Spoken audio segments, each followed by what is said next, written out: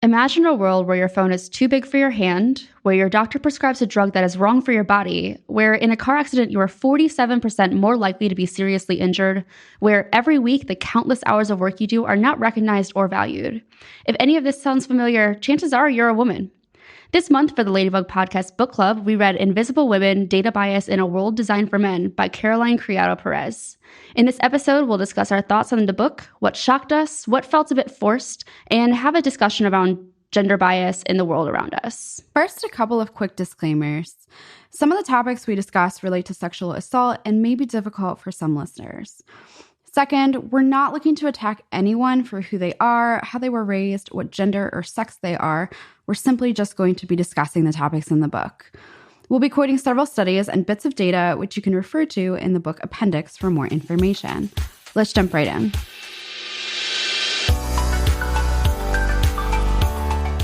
Welcome to the Ladybug Podcast. I'm Kelly. I'm Allie. And I'm Emma, and we're debugging the tech industry.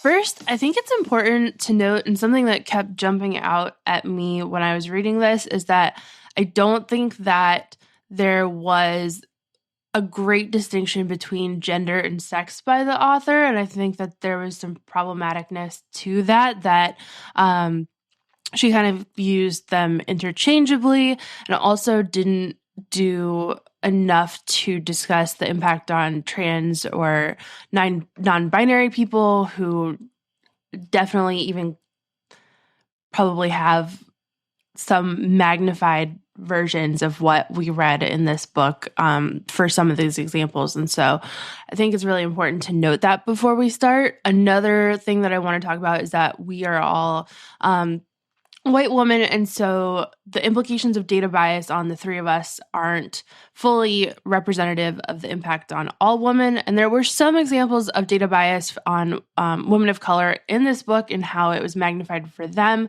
But I personally, and I think all of us can say this as well, is that we would have loved to see more discussion of that in this book. So essentially, the discussion we're going to have today is only representative of us as three cis white women, not all women. We can't speak for women of color or trans women or non-binary people, but this conversation needs to be had, and I think this book is still important despite its downfalls. Yeah, I would love to see an updated version in the future, though. I think, we're in 2020 now, and I think I personally was a little shocked that this wasn't inclusive of all women. I agree. I do want to say, like, the two original points we made were mentioned in the preface of the book, but first of all, a lot of people skip the preface and they go straight to the first chapter, so there are probably some people who didn't even read that part of it. And second, I think it really goes to show with the data that's available, as we're going to be discussing through this conversation, going through the book, the lack of female representation in these studies. It's even more noticeable for, trans, intersectional, non-binary, women of color. There's so much of an absence of it throughout the entire book. It's when it does come up, it's really noticeable. Like, oh wow, this is the first time hearing of this through this entire book, and I am like 120 pages in. I also think that putting it in the preface is an absolute cop-out of saying I was maybe just not willing to do the extra work. Like, I don't know. That's how it read to me. Like you said, a lot of people skip the preface. And if she had wanted it to be inclusive of all women, she could have done a little bit extra work. But that's just my salty. Yeah, take. I also found that there were incorrect uses of women, men, female, and male throughout this. And that's something that really jumped out to me and kind of was a little prickly to me, was that there were examples where she used female when she meant women. And for those listening that might not be as educated on this, sex and gender are two different things. Like, sex is kind of the body that you're born in. I don't know if that's the anatomical definition. And then gender is the societal implications of how people perceive your gender. So that would be women, men, and then sex would be female versus male. And so I think that those were kind of used improperly at some places in the book when she really meant women, in that she was talking about the societal implications and the social implications of gender.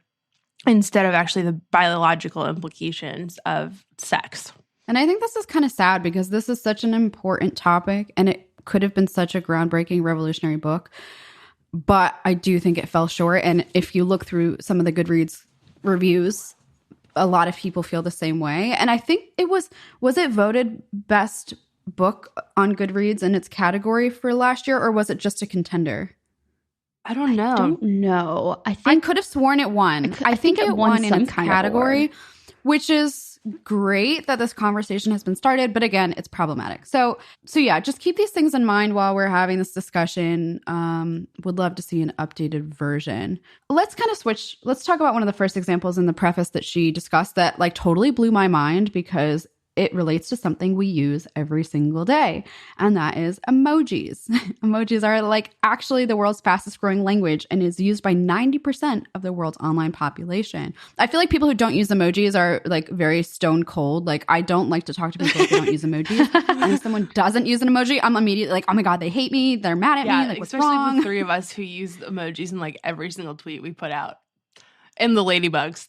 Too. It just adds extra flavor to the tweet. More visually eye-catching too. That's a social media tip for all the listeners. That's why we're successful on social media. Emojis as a language originated in Japan in the 1980s, and women are its heaviest users. 78% of women use emojis versus 60% of men. And until 2016, emojis were male. So this was very interesting to me, this whole history. So we have this thing called the Unicode Consortium. It sounds like super fancy. I love that, by the way. The idea of people just kind of like sitting around a table discussing what emojis they want to create just thrills me. It's interesting. So they're essentially just a Silicon Valley-based group of organizations that work together to ensure the universal international software standards. They kind of decide like whether an emoji should be added to the current like stable release, and they decide on like the code that should be used. What's interesting from here, like once they decide, okay, this emoji is going to be adopted, here's the code for it. Then each phone manufacturer or platform like Twitter or Facebook designs their own interpretation of this emoji, but they use the same code. So like cross-platform and whatnot, like you can have the same representation of an emoji. Ironically, though, the emoji that most platforms originally represented was a man, right? So like they designed a runner. It in no way was indicative of the fact of which gender should be used to portray this emoji. It was just called runner, but every single platform depicted it as a man, which was very interesting. So like, even though the term itself was gender neutral, the default was male. And so in 2016, the Unicode Consortium decided to explicitly gender all emojis that depicted people. This was like super interesting to me. I don't know. What did you guys think? Or what did y'all think? We're trying to be inclusive. Sorry, I have to watch my language. I completely agree. And also, I think, although this wasn't talked about in the book, because we're not talking about, the gender bias here, what's also fascinating to me is only up until recently, there was representation of different people of color in the emojis as well. But even still, when you occasionally see somebody use an emoji that's like a different from the default, it shows like the yellow version and then just like a block of color.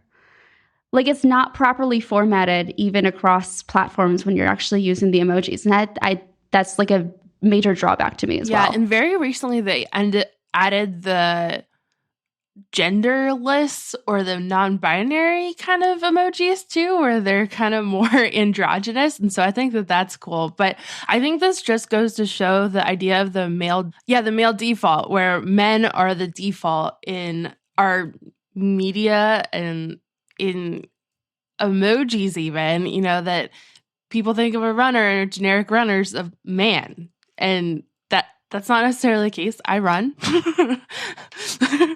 Well, not just men, not just like the men are the default, but also able-bodied people are the default. Because I think just recently also they added the accessibility emojis as well, like people in wheelchairs. And so the fact that it's typically male, able-bodied, typically cis white is problematic. But I think now we're starting to become more inclusive.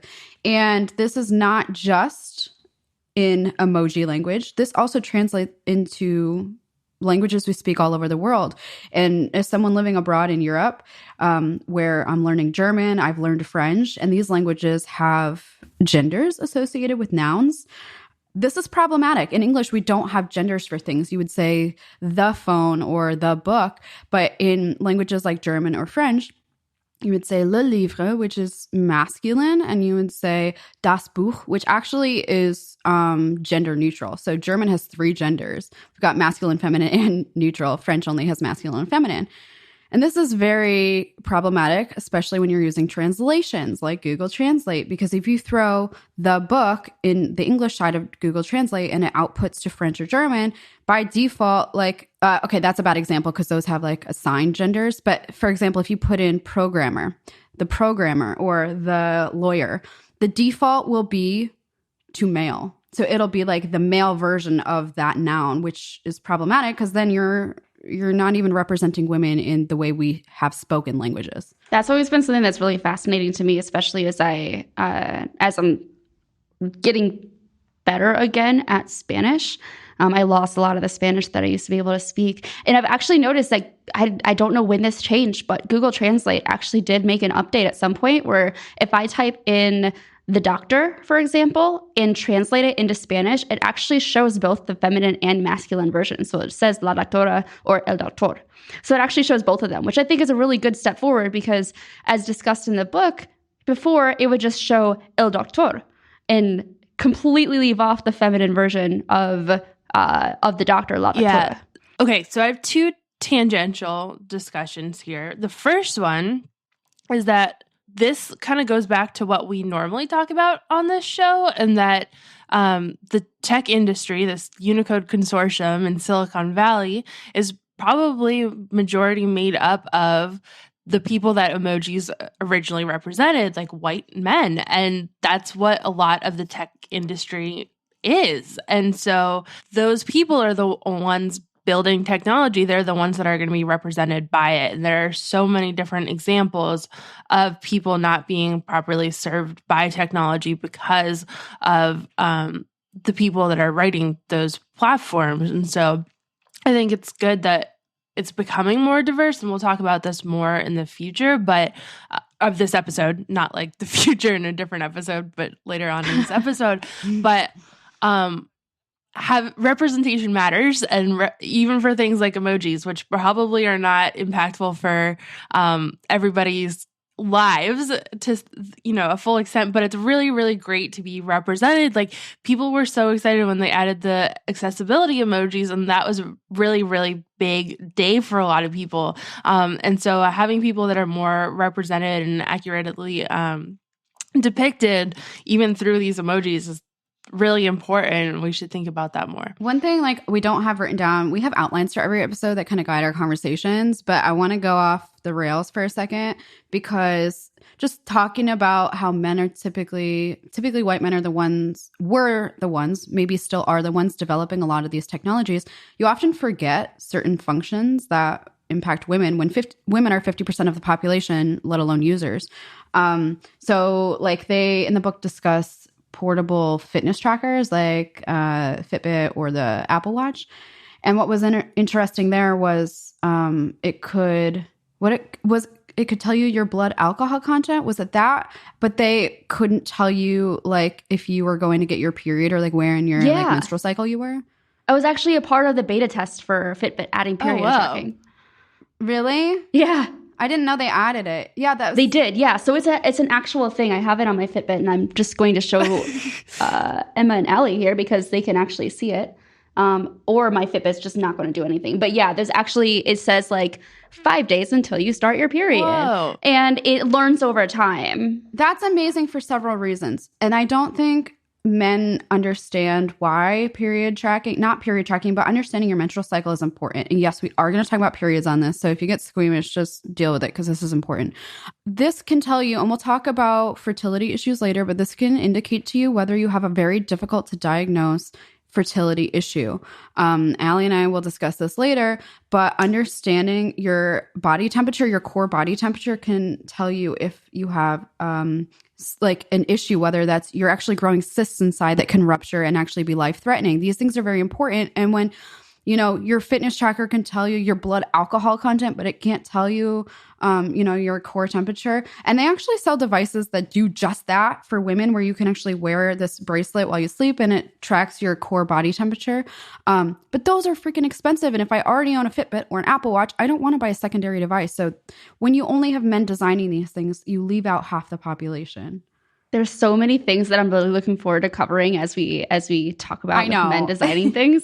I'm like, yeah, definitely. We started with the easy one of emojis, but we have got a lot of conversations to have. My other one that I wanted to bring up, my other tangent, is that it's so fascinating how impactful gender is on language in general. Like, if you think about it, our pronouns are something that represent us and people use to describe us constantly. And those are based on gender. Like, why is your gender the most important thing about you that your whole language is based around that? And that's something that I just find fascinating. Right. Why don't we just have one pronoun that everyone uses that's not gender indicative? Like, I don't understand. I mean, this goes back to how languages are developed, like back in the years when they had the Rosetta Stone.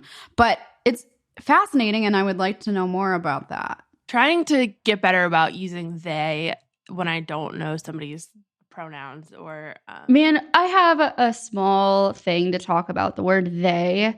When I was in grade school writing papers, I would always get knocked down on points for using they if I didn't know whether I was talking about a man or a woman in the context of whatever it is. And I just took the marks for it because I kept on using it, and now I'm thankful for it because it's still part of my natural vocabulary. I'm sorry, but that's a shitty downfall of the American education system, which we could do an entire episode on. I think we all have thoughts on that, but okay. Why don't we switch into something a little different than language? I guess it still kind of goes to language because it deals with how we, at a young age, are influenced by some of these things, and that goes to media and TV. I don't know how it is in Europe, but as a child in America, a lot of times we give our children screens to look at, whether that's playing games, whether that's watching TV. I watched TV a lot as a kid. I mean, back then I also played outside because, AOL, I couldn't be on there all day, and The Sims wasn't where it is today. But TV does take up a lot of time for our children and people in general. Interestingly, oh my God, I've said that word so many times in this episode. Let's have a drink every time I say interesting. I was going to say, we just created a drinking game. Yes, drink our coffee. 8 a.m. here, just for the audience. A 2007 international study of 25,000 children's television characters found that only 13% of non-human characters are female. What even? How does that even possible? Like, that's sad. That's very sad. And that completely took me by surprise. And then the analysis of G-rated films released between 1990 and 2005, which we're all 90s babies. So we watched these films. Only 28% of speaking roles went to female characters. And for those listening who don't know what G-rated is, I don't know if you have it in Europe. I don't think you do. It's basically general audience. So it's meant for families, people of all ages. Fascinating. That's a good distinction to make. And it's also worth talking about, like, the Bechdel test, the Bechdel test. I'm going to butcher that name. I'm so sorry. But it's this test for media to see if they pass a couple different things. It's like, if there are women who talk to each other not about a man is one of the requirements, and almost no movies pass it, or pieces of media. Yeah, in the Pop Sugar reading challenge for this year, that's actually one of the books you read is one that contains a conversation with two women talking to each other where a man is not at all involved in the conversation or a topic of conversation. And the fact that it's difficult to find this just blows my mind. Actually, it doesn't blow my mind, but it's very disappointing. I think even the idea, I read this article a while ago about how women heroines are normally super one-dimensional characters. And so that's why, I don't know about you all, but I tend to identify more with almost the more villainous woman characters because they are more multidimensional. Like, favorite characters of all time, like Blair Waldorf from Gossip Girl. She's not exactly depicted as the saint, but she's at least got multiple dimensions, and a lot of like the good girls don't. I can try to find this article, but for those who don't know, Allie has a dog named Blair that she absolutely named after Blair Waldorf. 100%. I want to take her to the Met Steps now that we live in New York City. Please do that. I'm gonna get a dog and name it Serena. And yes. Oh my goodness. But your dog better treat my dog nicely. Yeah, she better. She's not the nicest other dogs, but we'll go with it. Yeah, if I got a second dog, that would be named Spencer after Pretty Little Liars. Oh my gosh. Allie, you collect dogs. Kelly collects limited liability corporations, and I collect I'm not really sure what I collect. Books. Maybe cat hair.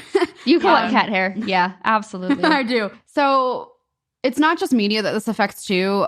It's also textbooks, which is when we're talking textbooks, it's generally as it relates to people learning language or even kids in elementary, middle, and high school. 30 years of language and grammar textbook studies in countries including Germany, the US, Australia, and Spain found that men far outnumber women in example sentences. And it's not just this. If we take a look at Wikipedia, for example, this kind of shocked me a little bit. I think I knew this subconsciously, but having it spelled out was like, oh, crap. So Wikipedia is also very gender biased. England's national football team on Wikipedia is about the men's national football team, while the women's page is called the England Women's National Football Team. And then we've got... I've noticed that too. It's like the same thing with everything, though. I mean, women's soccer. When you talk about novelists, in 2013, Wikipedia divided writers into American novelists and American women novelists. But it's so stupid, in my opinion, because like you look through these stupid articles and they're like, the one about women include words like female, woman, lady, but articles about men, like the men's soccer team, that doesn't exist. The soccer team of England don't include words like man, masculine, or gentleman because the male sex goes without saying. The male gender, I don't know, is gender or sex the right word to use here? But men are the default, I think is what I'm getting at. Yeah. And I think the soccer team example in particular just like really irks me because I think we all know how good the U.S. women's soccer team is, and they get very little press coverage when our men's soccer team is pretty terrible. But that's all we talk about. I'm a big basketball fan, especially college basketball. And the pay rate of the WNBA versus the NBA is absurd. Like the WNBA players get paid so much less than NBA players. And even the way that we talk about women's basketball, like if UConn women's basketball team was instead of men's team, they would be every single headline ever.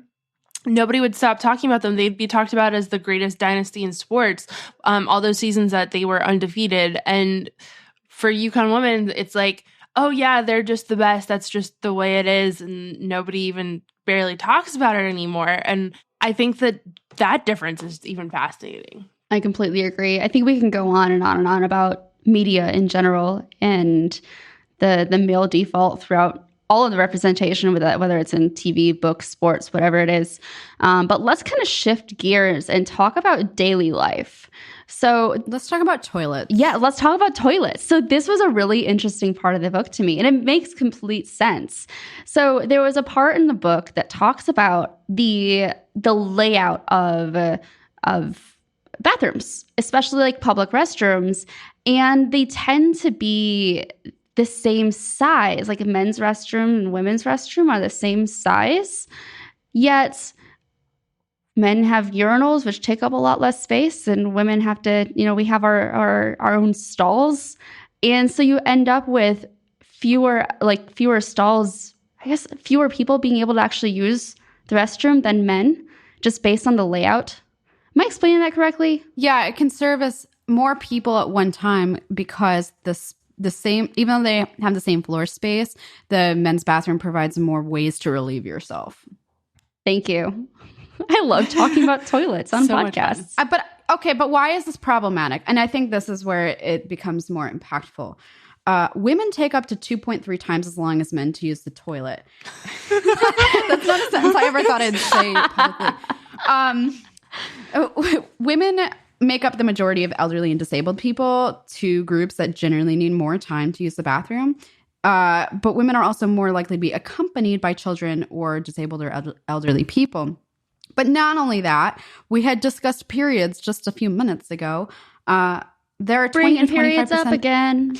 Periods. There are 20 to 25% of women of childbearing age who might be on their periods and need to change a sanitary pad or a tampon. This is problematic. I mean, how many times, other than at a tech conference, have you gone to the bathroom and there's a huge freaking line? Right? Let's talk about any public sports.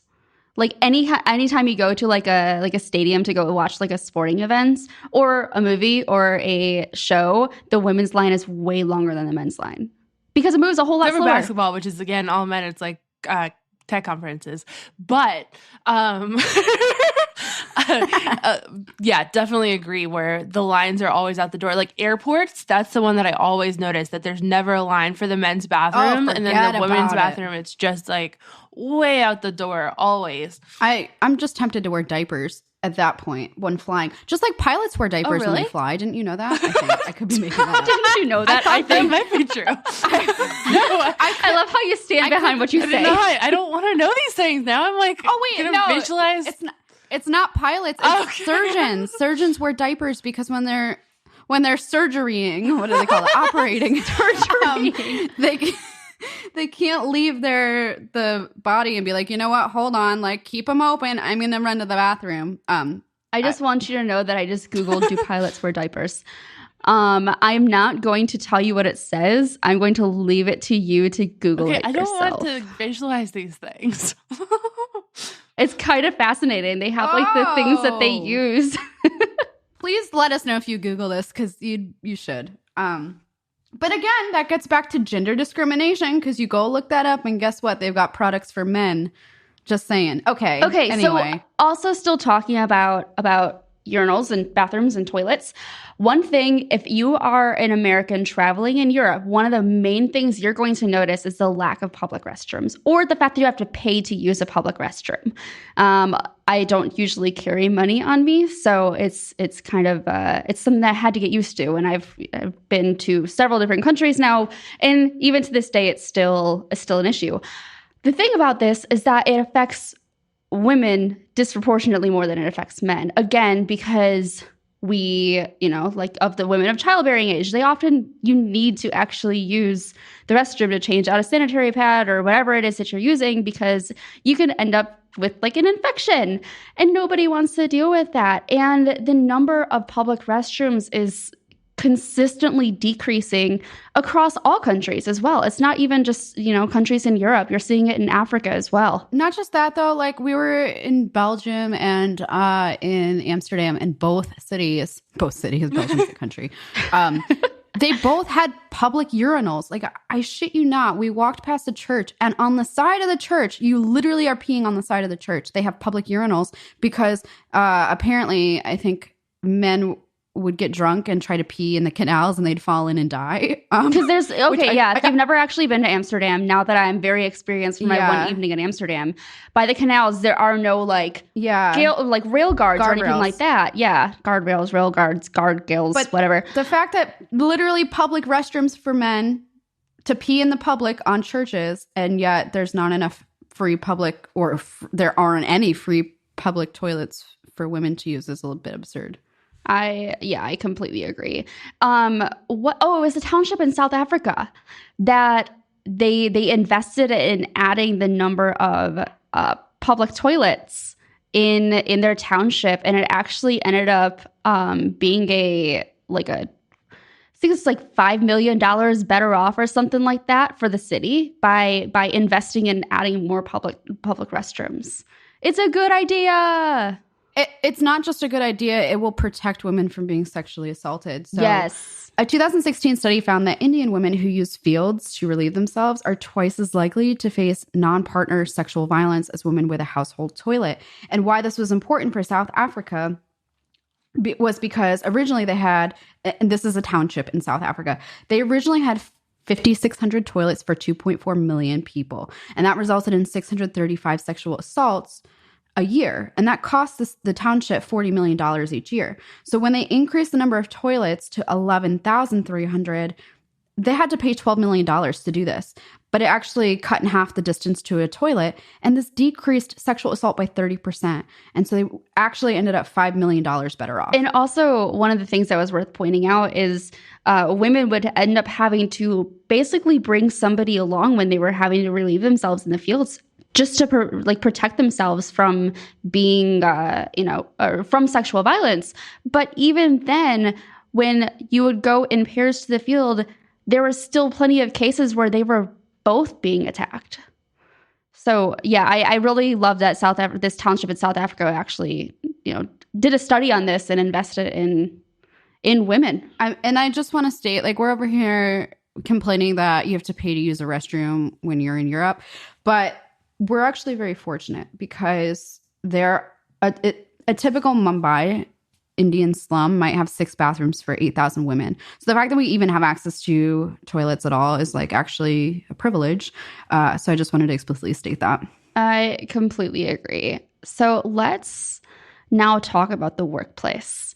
There is a lot that we can talk about in this section, but let's just kind of start with childbirth and career, just because this is obviously a very hot topic, especially with there not being any required paid maternity leave for women here in the U.S. And it's something that's come up with me recently because I have a small business, and one of my employees, his wife just gave birth about a month ago.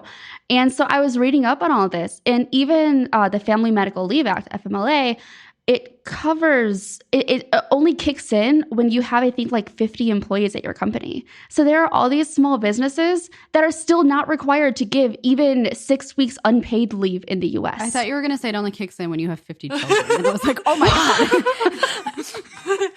Very thankful that's not the case.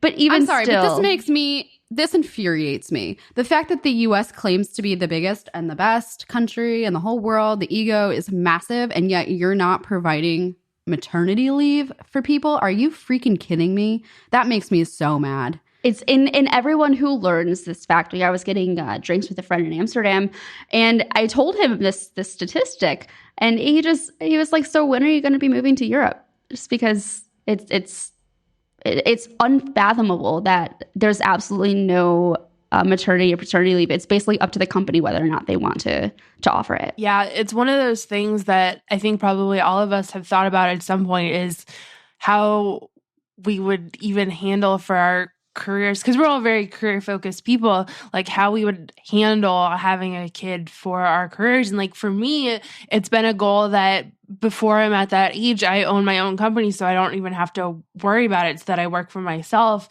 And the fact that that's something that you have to think about, and how you have to be like changing your whole entire career plans around having a kid, whereas that's not really the case, I don't think, for most men. Yeah, it's crazy because 1 in 4 Americans return to work within 2 weeks of giving birth. And by Americans, I mean American women, obviously. 2 weeks of giving birth.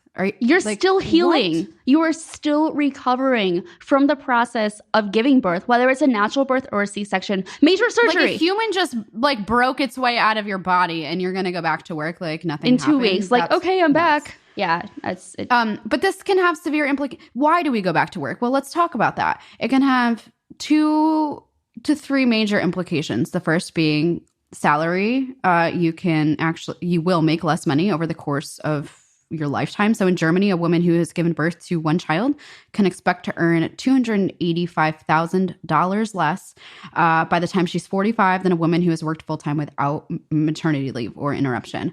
The second is you're likely going to be passed over for promotions. And the third is you can even lose your job. This also made me angry. There was a British counselor, a woman counselor, who went on maternity leave, and she actually lost her job because of it. Because if a counselor does not attend counsel for 6 months, they lose their position unless the authority has approved their absence. Well, guess what? That absence doesn't include maternity leave. So this woman lost her job because she gave birth. In this entire book, I'm just angry. I'm very angry. I've definitely seen that happen to contractors. So women who are contractors, they don't have absolutely maternity leave usually. And so then a lot of them end up getting fired if they're having or if they have a baby. So it's awful. Yeah. It's also an issue in academia as well. When you're trying to receive tenure, which is the highest level you can receive when you're teaching at a university, you have to put a lot of time into being able to even be on the tenure track.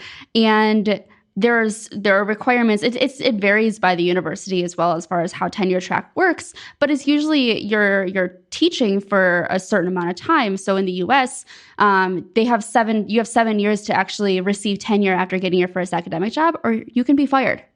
And that and when you have women who are giving birth and they have to be out because they're now caring for a child, they're not able to put in the full time teaching. It affects how people are actually able to receive tenure, how women are able to receive tenure.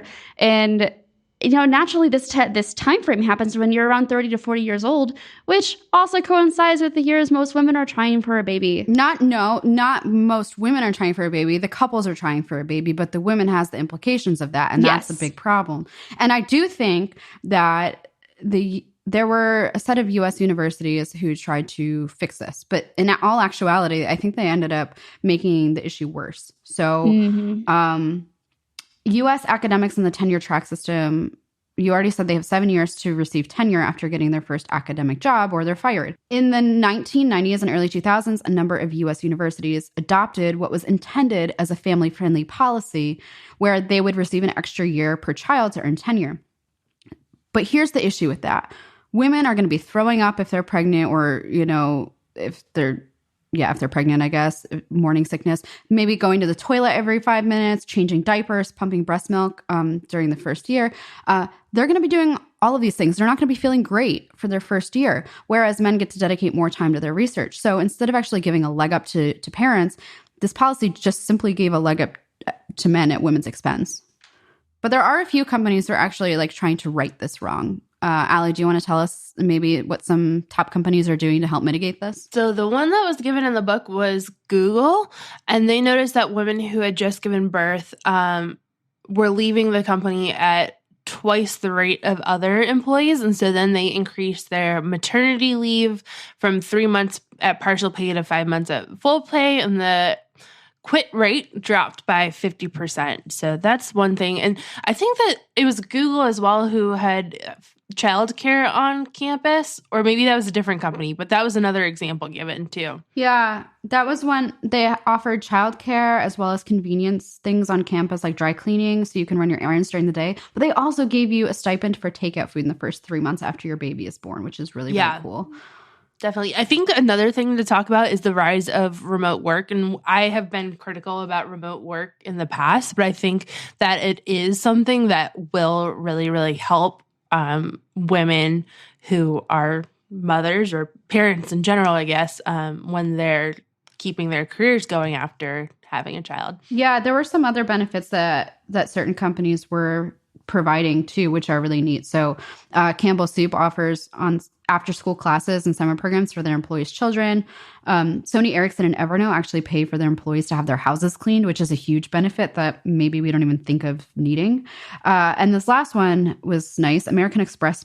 It was nice. It was necessary. I don't know why I'm saying it's nice. American Express actually pays for women to ship their breast milk home if they travel while they're breastfeeding. So that almost to me seems like a necessity.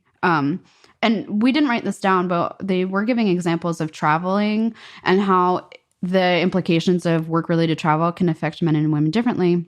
Let's say you're a single mother and you have to travel for work. It's not as simple as getting on a plane and leaving. Like, you would have to think about childcare, and this is an added expense. Your company's not going to pay for that. Versus if you're a male and you're married, I know this also works the other way around. Like, if a woman is married and her husband can stay home with the kids, like, you're not going to have that expense. But like, these are just things we have to think about. Women are it's not as easy for women to be able to just like pick up and go drinking after work. Maybe they don't even want to go out drinking with their coworkers. Maybe they can't afford a babysitter. And given the fact that women do the majority of household work, which I don't think we're going to discuss too much, but women do the primary work in a household, they don't have the same freedom to be able to go out and do extracurricular things or to be able to travel as easily. Especially when, it's not even just travel, it's those extracurricular things that are actually taken into consideration when you're trying to get a promotion to the company. That you're talking to your colleagues, your team members and everything after work, outside of work as well. And it does have an impact on your ability to get a promotion. And it actually is kind of a good lead-in for talking about like the myth of meritocracy, which is, to me, one of my favorite topics that was in the book. Okay, so just to kind of talk about what a meritocracy is, it's being rewarded for the work that you do. Just kind of running through some stats that were mentioned in the book. A survey of U.S. firms found that 90% used performance evaluations in 2002, and 90% had merit-based pay plan in place. So the better you perform, the more money you're going to make. An analysis of 248 performance reviews collected from a variety of U.S. tech companies found that women received negative personality criticism that men simply don't receive. And you know how many freaking times I've been told I'm too emotional? Oh my goodness. You know how angry that makes me? Mine is always that I'm too nice, which is not even a thing. And that I'm not nice. I don't know. It's just funny. I've had that in performance reviews multiple times. I'm like, that doesn't mean what you think it means. And then one other one that I got at one point was executive presence, that I didn't have executive presence. And I was like 22 at the time working.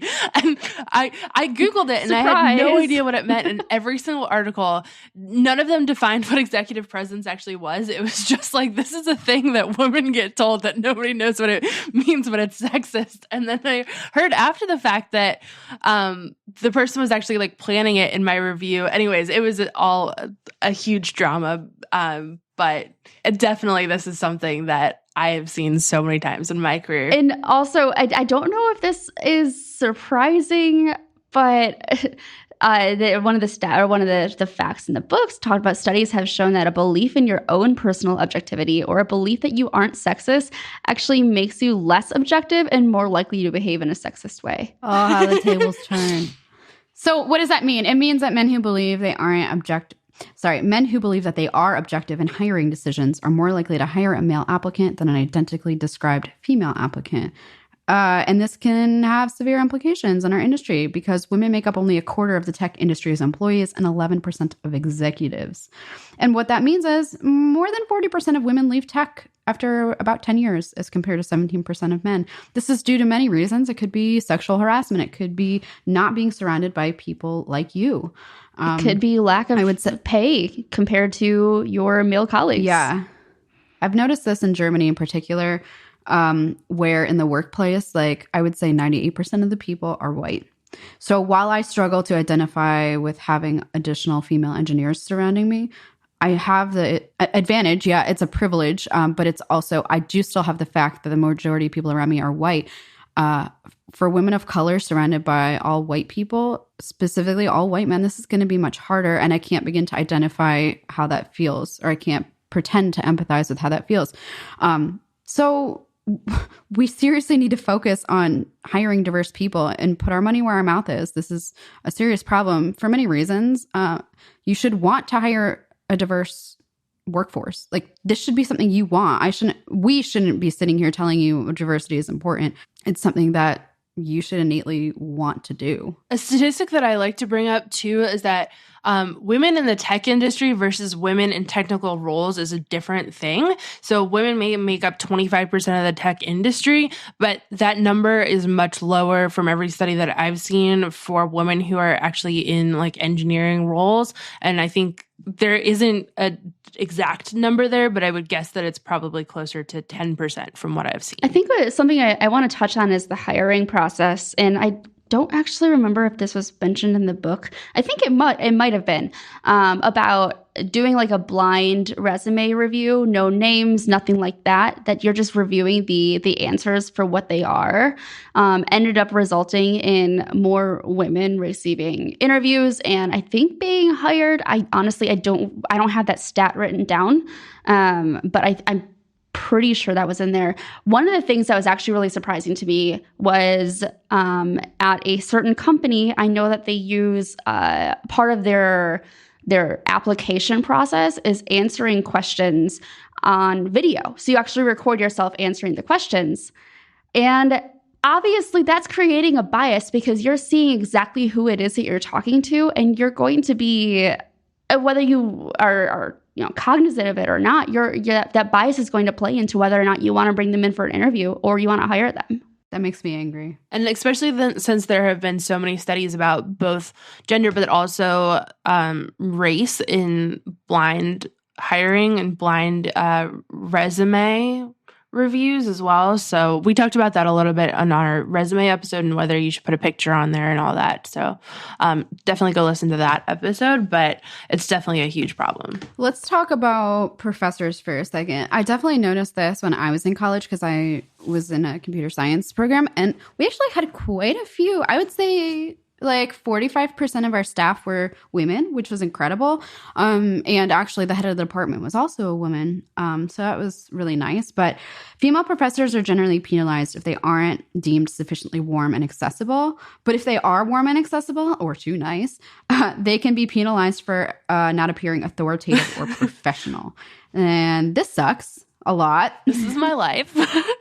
No, so overall, my students are great, and we're talking about getting more diversity into tech, and I think that boot camps are a huge facilitator in that. I tell my students normally on their last day, it's actually the last day of my cohort today, so they'll probably get this talk today, that like the room that they are in for our boot camp is probably the most diverse place that they'll be in that's not like explicitly a diversity place in tech. So if they go to, Women Who Code or Black Code Collective or something like that, then they'll be in another diverse space. But overall, the representation, the gender split, and then also the racial split in my cohorts is way, way, way, way, way better than the tech industry as a whole. And so I think that that's a huge step in hiring bootcamp grads, is that they are going to lead to more diversity in tech, not just on those metrics, but also from their backgrounds. But that being said, as an instructor, usually I'm one of the only women instructors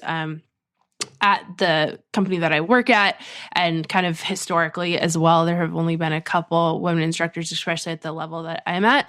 And we get performance reviews from the students, and some of those that I've gotten have just been absurd. Like that, this was a while ago, but essentially I got a review from a student that I wasn't very smart and didn't have enough experience, despite me having more than twice experience of anybody else on the team. That is a side note, but I was really cute, so that made up for it. So like something like that. Oh my gosh. If all of you listening could see the freaking DMs that we received, we joked about doing an episode or something of like showing some of the weird messages that we've gotten. I think we should. I think we should. Not to chastise people. We obviously won't name names, but some of this stuff. And I think the biggest comment is always like, wow, people still do this, or wow, you actually get these comments. Those aren't helping either, because it kind of just counts the fact that yes, we do. And it makes it seem like it's not believable. But I remember when I had first started growing my Twitter following, this was not last Christmas, but the Christmas before, I tweeted something. It was a sequel joke for Christmas. It wasn't even something I created, but it got posted on 9gag, and the comments were horrific. I remember getting so upset. Like, there were comments about the fact that I was wasting my looks in tech. Like, I should just be performing really crude sexual acts on men to get ahead in life. These are not comments you would see made about a male. And the fact that physical appearance plays into your what's the word I'm looking for? Not efficacy, but like your, like how much people take you seriously. What's that word? I don't know. It starts with a C. The way you explain it. Your credibility. Credibility. There you go. Yeah. The fact that your physical appearance plays into credibility in a technical field makes me very angry. And I can see it at conferences where people never think that I'm a speaker or somebody who is a software engineer. People always, one conference I got ushered both into the student section because they thought I was like a kid and or like a high school student or something. And then I also got ushered into the journalist section. And I was like, I'm not a journalist. Like, wow. I'm a speaker. I'm not a journalist, but I'm going to write about this. One thing that also kind of annoyed me the other day, and this might just be me like nitpicking at this point, but I was having a conversation with someone and they're like, oh, what do you do? I'm like, I'm a software engineer. And they were like, oh, you mean developer? And I was like, actually, I have a computer science degree and I'm classically trained. Like my contract says software engineer. That's one of my biggest pet peeves. Yeah. But I know titles is like a big shit show conversation, but like the fact that it was hard for him to believe that I could actually have completed a program as a software engineer or computer scientist was kind of shitty. Yeah. I don't know. Like he probably meant it as a joke, but like for me that's not funny. It's not a joke. Yeah, but like throughout my like college program, there were instances where we'd have a group project and like one of the guys who thought he was the smartest, had huge ass ego, was like, oh, you can just write the docs for our program. I'll write the whole thing. And I'm like, okay, like, yeah, sure. That sounds great. Like, and I didn't say anything at the time. I'm like, what am I supposed to say? I was very uncomfortable. Like I was in a group with all men.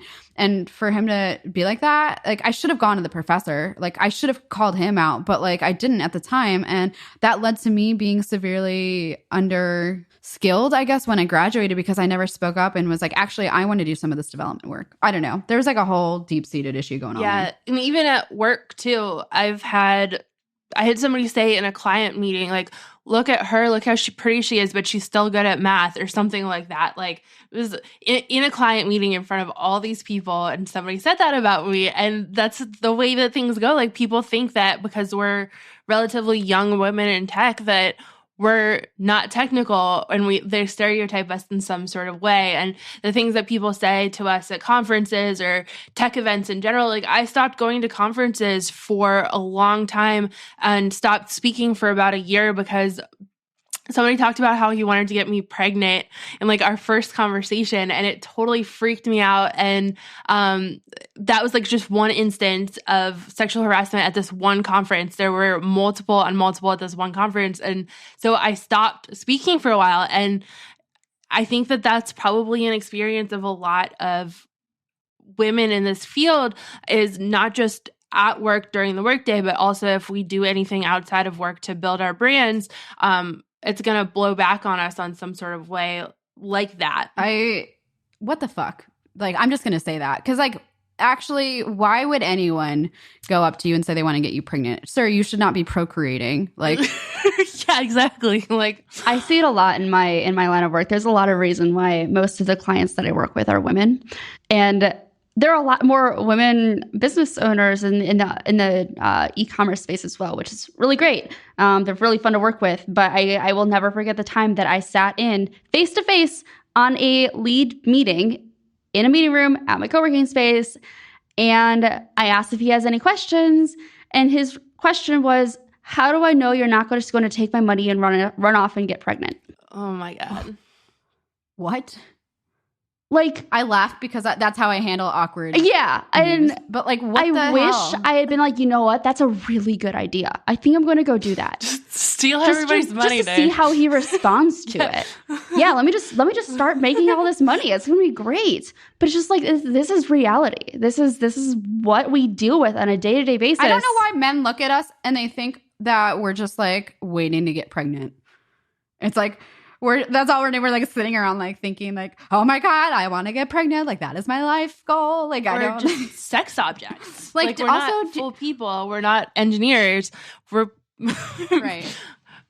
we're that to them first instead of our careers, which have also been successful and which we have all put a lot of work into, and still people see our looks first and put that on us instead of our experiences. And I think that that's so messed up and something that I don't think that we can overcome. And like even just fearing for our personal safety whenever we go to any of these tech events. Like I have had so many bad experiences and so many people treating me in awful ways or going even further than that. And it's just something that I don't think that men have to think about. Whereas for me, it's like my first concern when I go to a conference is I have to make sure that I have a lot of friends that are there so that I'm never alone, and that I don't go to certain events if I'm not going to have a group around me that I know. And even, going to a foreign country, that scares me more than a place in the United States where I would be more likely to know more people. Like, it's just kind of a production. And it's like, it gets scary though. It's not just conferences. So like, I remember I was walking into a restaurant in Austin once. Like, I had parked down the block. I was walking. These guys were catcalling me, and I just like ignored them. And then they started to yell like really profane things at me that I was actually worried they were going to follow me down the street. But I was on the train, one day, like a long time, maybe 6 months ago in Germany. And this drunk, I think he was drunk. He sat next to me. I was very uncomfortable. He kept trying to talk to me. Well, he started a conversation in German, and if I feel uncomfortable, even though I speak German, I understand German, I'll pretend like I don't. And I was like, sorry, like I don't speak German. And he then proceeded to speak English. And he was very close to me. And he was like, I don't know what we were talking about, but I had mentioned, oh, I'm married. And he was like, he went off on me. He was like, you're too young to be married. Like, your parents are probably disappointed in you. He got really aggressive and was like trying to like exchange contact information. And then luckily we were at a stop, and someone with a bike came on, and I was sitting in we were sitting in the area where like the bikes would go. So I was like, oh, sorry, like I'm going to give them my spot. And I ran away. He ended up actually causing a massive scene and yelling at the people. Like, I was worried he was going to like actually assault someone, but I was so scared. Like, I've never been that scared. And the people around us were just watching. No one was doing anything. I know it's like the inactive bystander or some kind of like... It's a bystander effect. Yeah, the bystander effect.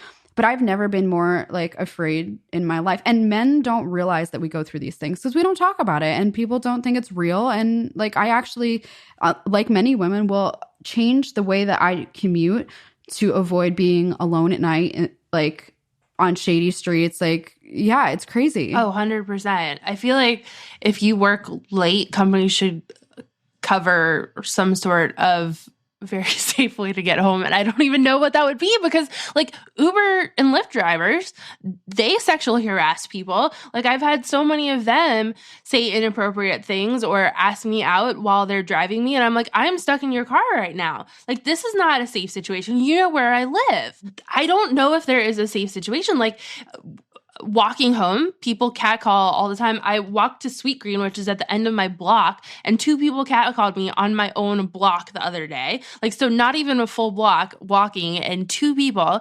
Trains, Emma was just saying that all of that happens. And those honestly, public transportation scares me more than anything, because you're so stuck and you can't get off if you need to, and you can be trapped with one person or something like that. So I don't know if there is a safe option for transportation other than like driving yourself, which is not an option in cities. There's a lot that goes on there. I have one more kind of tangent here, and then we can get back on the topic on this, on the same thing. I actually, I used to be, because I work where I can work from wherever, it's much more easy for me to work from home. So when we have somebody come out to, let's say like an exterminator, come out to just, spray our house, as we usually do for like the quarterly service, it got to the point where I was so uncomfortable by the person who was coming to the house, telling me I was really pretty and ask if I have any pretty single friends. And I'm like, you're in my house right now, and I feel unsafe in my own house.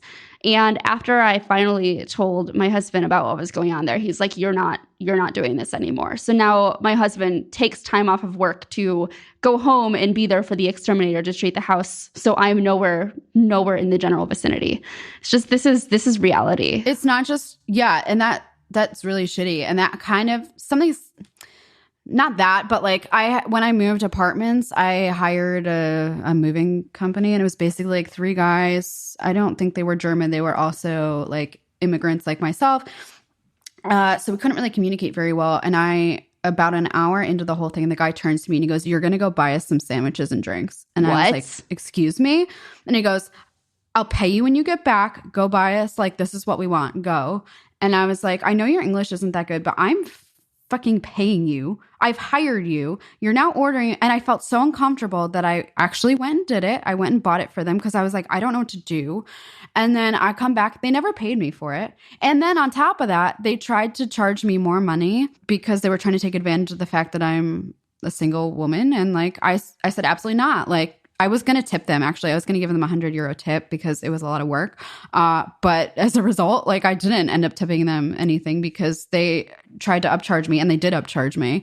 It's scary. It's like, it's not just about feeling like violated in terms of sex, but also like physically, I am afraid for myself sometimes.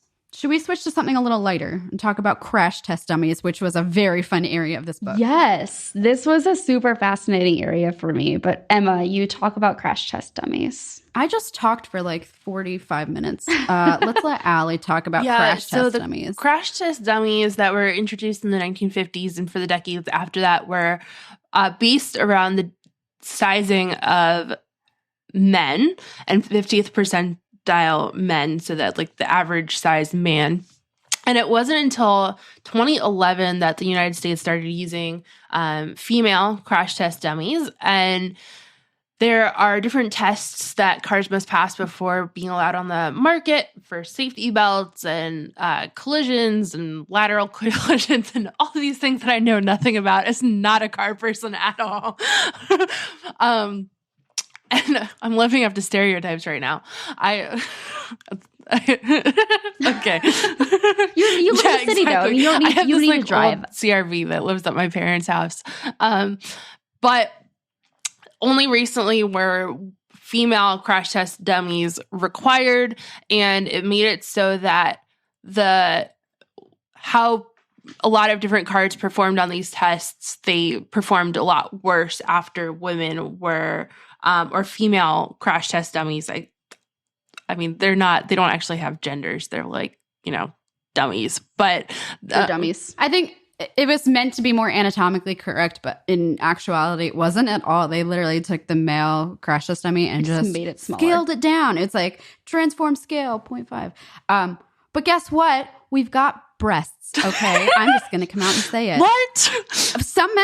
Some men have breasts too, and they don't account for that either. Like anatomically speaking, it's not just having breasts, right? Like there are other things. We have different muscle mass distribution, lower bone density, and different vertebrae spacing. I was really surprised by the statistic about how much more often women end up with whiplash from being in a vehicular accident of some form, just because of the distribution, the bone density, just the way we're built. Our heads are much more likely to, whip around, and that's not at all. Because they're full of big brains. That's that it. Getting utilized. They're just very heavy. But not only that, I think they do test with not anatomically correct female dummies, but they're not putting them in the freaking driver's seat. They're not. So, they're just in the passenger seat. Yeah, they're in the passenger seat. Like, tell me, I know historically men were the ones driving or whatever, but we don't live in that day and age anymore. And not only that, they don't test with pregnant crash dummies, even though car crashes are the #1 cause of fetal death related to maternal trauma. Like, we still haven't even developed a damn seatbelt that works for pregnant women. I've never had experience being pregnant, so I don't really know what it's like, but I can only imagine just how uncomfortable it must be to buckle a seatbelt when you're pregnant, especially when you're 8 months pregnant and quite ready to, I don't know how to best say this, ready to pop. To pop? That works. They actually, and I didn't write this down, so I don't remember, but they took some of the leading car manufacturers in the EU and the US, I think, maybe just the EU, and they ran them, they ran the tests on them using a female crash test dummy, and they all freaking failed. Their ratings plummeted when they did that. And that's unbelievable to me. And they're just if you're just testing. Yeah, they're like, whatever, it's fine. Women don't drive. We don't have rights. It's not a big deal. We're just going to sit in the passenger seat anyway, right? And take selfies and do all the things that women do. That's right. Participate in society. Okay, one more topic to cover here. And I I'm going to let the two of you really cover this because I'm very thankful that I don't have to suffer with the same. Well, okay, medical misdiagnosis is what we're going to be talking about. There's a lot that can be encompassed that can be covered in under the topic of medical misdiagnosis. But I think one of the things that's really important to cover here is endometriosis, and I don't have endometriosis, and so I would rather let somebody who does actually talk about what that's like. I think I'm going to let you handle it, Kelly. I'm kidding. I'm totally kidding. So awkward silence. So there's this syndrome called Yentl syndrome. I assume that's how you say it. I don't actually know. It describes the phenomena where women are misdiagnosed and poorly treated unless their symptoms or diseases conform to men. This is so dumb. I've had a lot of male gynecologists in the past, and a lot of times they will misdiagnose you. So basically, I found out, first of all, I didn't find out I had endometriosis till I freaking came to Germany, okay? So let me start with that. I was never diagnosed until I came to Germany when I was 24. When I was younger, so first of all, what is endometriosis? It is a disorder. Technically, I think it's qualified as a disease where womb tissue grows somewhere else in your body. And this can cause extreme pain and sometimes infertility. And it takes on average 8 years to diagnose this condition in the UK and 10 years in the US, even though it affects 1 in 10 women, which is nuts. So like I never got a period growing up, and I was always really concerned about that. There was just something wrong. And I finally went to the doctor, and they were like, oh, you have a huge cyst on your ovary. And I was like, cool.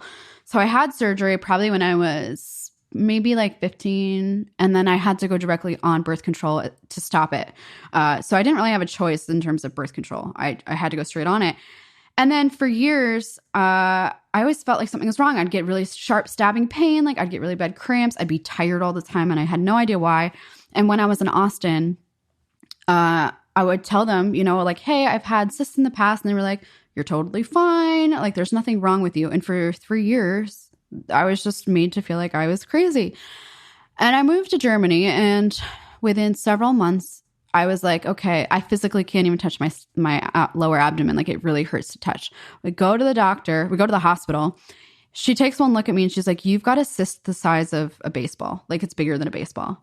And the whole time in Texas, I've been telling my OBGYN, I'm like, there's something wrong with me. Like, I can feel it. Like, I know there's something wrong with me. And she was like, you're totally fine. They never caught it. I mean, this thing's been growing for years and you can't even tell me like what's going on. And so I had an emergency surgery because when you get cysts that big, your ovaries can contort themselves and actually cut off blood supply to your ovaries, and it can be life-threatening. So they did emergency surgery. I was in the hospital for 4 days, and she said, you have endometriosis. And what that means basically is I'm going to continue to grow cysts for the rest of my life. Even if I get a hysterectomy and have my ovaries and my uterus removed, it still grows. It can still grow. It's a lifelong thing. I'm going to continually have to have surgery. So that's my long story. But yeah, it took until I was, let's say, 15 to 24, almost 10 years to get diagnosed. Yeah, that's on par with the 10 years in the US. Yeah. So for me, I also have endometriosis, and it started as soon as I got my period. So I was like 12 or 13 and had to go on birth control pretty much immediately because I got cramps so bad. And even then, being on birth control didn't really help that much. And everybody was just like, it's just PMS. Everybody deals with it. I would have to skip school. I had days where I literally was lying on the ground, the wood floor, because it was colder, and would not get up. I passed out, like fainted. I almost went to the emergency room over it. My blood pressure would drop. It was really, really bad. And people were just like, it's just cramps. It happens to everybody. Like, you're just being dramatic or whatever. But it was really, really impacting my life. And I would go to doctors all the time, and they would just be like, well, you should change what birth control you're on. And so I tried all these different birth controls. And then finally, went to a doctor who considered that it was endometriosis, but then even then it was like, yeah, even if it is endometriosis, we just treat it the same way. So you'll just go on different birth control. And then I went on medication at one point that made it so that I essentially went through like fake menopause for a while, but it like made my hair fall out and had all these awful side effects. And then finally I had surgery a couple years ago, and then they found growths on my digestive, urinary, and reproductive systems. So the endometriosis had kind of spread onto all those systems, which affects all of it. And again, it's a chronic illness, so it's going to follow me my whole entire life. And I may have to have surgery every couple of years. I'll probably be on birth control for most of my life. And then in addition to that, it also really impacts fertility. So that's something that I'll have to think about as well, if that's a route that I decided to go on. But it's one of those things that you get questioned so much, and they always say it's just, PMS and it's just cramps. Like, if you are going through this every month and you are having severe pain, that's not normal, no matter what they tell you. You should not be going through that, even though you're a woman. That's not normal. Make sure to press them on that, and hopefully you will get a diagnosis and treatment that will help you. And sometimes it does require going to see a different doctor. Some doctors just refuse to accept that there's anything wrong. Part of the problem with that, though, is like not everyone has great access to healthcare or even has healthcare and can't afford it. Exactly. Like, a lot of these endometriosis specialists are A, they're not in the vicinity of where you live, and B, they can be really expensive. I'm really lucky that I grew up in New England, and so I could go into Boston Children's Hospital. And Boston Children's Hospital treats you until you're like 21. So it's not just like 8-year-olds. And my doctor there was a professor at Harvard about endometriosis, and he was incredible. And I guess I was part of like a study for them and all that. So that's really cool that hopefully it'll help other women down the road. But at the same point, I had to go to this doctor who was a complete specialist, and I was really lucky that I had insurance at that point, and also that I lived in the vicinity of a doctor who is a real expert on it.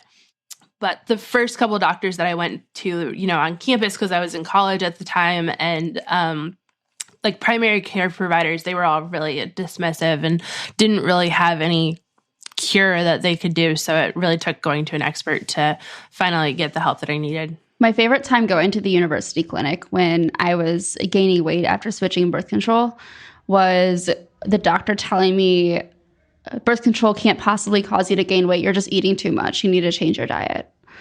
I'm like, I really have not changed my diet whatsoever, and I'm definitely not eating too much. It's all hormonal, and it took me so long to find a birth control that works. And the reality is that birth control, I know at some point can also stop working the way it currently does, and I'm going to have to switch again. I have run the gamut on pills. People take for granted how horrible birth control can be. Like, we're not just talking the pill here. I had the injection in my arm. It's like a little metal or plastic rod in my arm. Oh, I had the IUD. Yeah. And to get it out, she literally had to take a scalpel and cut my arm open. And I'm going to have a scar there for the rest of my life. But then you've got things like the IUD and like all these other things that can be really painful and dangerous. You literally, you borderline pass out. It is so painful to actually get the IUD inserted. And after that one completely messed with my system, messed with my body, I got it removed, and I swear I will never get an IUD ever again. So here I am taking a pill every single day for the rest of a long time of my life. Which I just also want to mention is really freaking hard when you switch time zones. Like, yes. Yeah. No, I'm especially, like, it's so true. Travel, this is another part. How do you maintain taking your birth control at the same time every day when you travel for work or for conferences? This is something I'm struggling with, and it's really hard. I physically have to take this birth control or I'm going to grow massive cysts on my ovaries. It's like I don't have a choice. But when you travel for work, like you have to like figure this out. It's something that men don't have to think about. Yeah. So in any case, I think if we summed up this whole conversation, I think women's rights, all women's rights, not just straight white women, all women's rights are human rights. So we need to get rid of this default male. And one final thing is to make sure you have women at the table to help make decisions, because all these things that keep on getting forgotten is because there aren't women involved in the conversations. And I know we've just reached the end of the episode, and I so desperately want to talk about one more topic. So I'm just going to make it really, really, really fast. There are certain places where after a disaster occurred, an earthquake, hurricane, whatever it is, they had to rebuild. And in these certain countries, there were no women actually involved in the planning process. And they completely forgot to build kitchens inside homes. This is the stupidest thing I've ever heard. I'm sorry. How big of an idiot do you have to be to build a freaking house and forget a kitchen? I don't understand. Like, just kidding. Well, no, I'm actually not kidding. I don't really have a kitchen in my apartment. It's fine. But yeah, hashtag New York City life. People, I definitely agree. Like, how do you forget a kitchen? Well, it's because the men aren't the ones doing the cooking. Yeah, they that's eat the exactly damn food, but they don't cook it. Women can figure something out. Yeah, exactly. Another to that point too, like in disaster areas, this really made me angry as well. And I think this happened with New Orleans when the hurricanes hit. Maybe even in Houston, a lot of the lower income housing was wiped out. They wanted to rebuild it with more gentrified housing, and this really kicked out, especially women of color who, maybe couldn't afford it. It also it's not just about the money. It's like their community was ravaged. It was gone. Yeah. So when you are rebuilding these things, A, build a freaking kitchen in your homes. It's necessary. And B, like, please don't destroy the ecosystem that was already there. I mean, like, you're literally displacing people and now they have nowhere to go. And that's not nowhere right. to go. They have to go further out, and they actually end up losing their jobs because they cannot get to their current jobs because they're so far out, because they're depending on public transit or walking is no longer available to them. So let's leave it at that, and let's conclude with just like, did we do the Ladybug's ratings of the book last time? We did. Oh, I think, yeah, we did. We did. Okay, I'm going to give this a solid 3 Ladybugs. I think the book could have been a whole lot better if it was 2/3 of the length. It went on and on and on. There was a lot of really good points in it. I think I have to say that there were some statistics in there that honestly felt like a stretch to be concluding. That it's a correlation does not mean causation kind of situation. But I think it was still a very good eye-opening read overall. I'm with you on that. I gave it a solid 3, especially because it wasn't fully inclusive. Again, I did think a lot of it was a stretch, but it started a conversation that I think is very important. Yeah, I would third that, where I also think it's 3 Ladybugs. I think that there were a lot of statistical things in there that I was a little bit questioning of. There's this idea of spurious correlation, which is when you take 2 unrelated things that have similar trajectories and kind of put them on a graph together and are like, oh, these 2 things are related. Like yesterday, I saw one that was like, having a dog in your house will make it so that your kids are better readers or something like that. And that's like, it's not necessarily what that means. It means that these 2 things are potentially correlated, not that one's causing each other, or not even that they're related, just that these are 2 things that have a similar graph. Anyways, so just thinking about that, you can make 2 things that are unrelated look related if you look at statistics certain ways. So I think that's something to be cautious of, and something that definitely I was noticing in this book. Another thing that I noticed a lot is I like to say the plural of anecdotes isn't data. And sometimes you can string together stories and make it seem like there's this massive trend there, but you need to have an actual statistical study and survey in order to make a full point. And so that's something that I noticed as well, is that sometimes like anecdotes were placed together in order to drive home a point. And I think that it would have been better if there was actual data there. That being said, I think that it brought together a lot of good conversations, and this episode is really great. So I think that that's important, and this book brought up a lot of really important points. So overall, I think a 3 Ladybug rating is good. I also wish that there was some sort of overarching narrative, because I think that it got a little bit dry at points, and if there was something stringing it together that could have made it a little bit more interesting. And I think, to Kelly's point, a little bit of a shorter book may have been actually more poignant as well. Yeah, agreed. Well, if this conversation made you as angry as it made us, there was a lot of stuff we didn't touch as well. So I definitely would recommend reading it, just with the caveat that it is not fully inclusive. But Yeah, I think this is probably one of the most important podcasts that we've done. Agreed. I completely agree. And if you made it all the way to the end of this, because I'm currently seeing an hour and 20 minutes, that's awesome.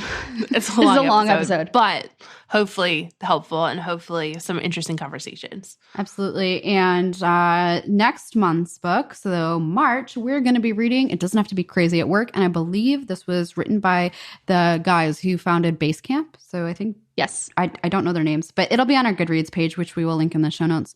It's a phenomenal book. I am really excited to reread this. It's a very quick read, which is great after reading this one. I read the entire book in a day. It is a very fast read. The ebook says it's only 3 hours long, so it should be quick. And the audiobook is also very good. And it is so good. So please follow along. We'll have the post on Goodreads, so you can add your comments and your thoughts about it. We would love to include your thoughts in when we record that episode. Awesome. And with that, we hope y'all have a great day and are just as fired up about this as we are. Let's make some changes. If you liked this episode, tweet about it. We'll be giving away Smashing Magazine books, which is really, really exciting, and they are awesome. We've already given a bunch away. Also, leave us a review. We love reading your thoughts. See you next week.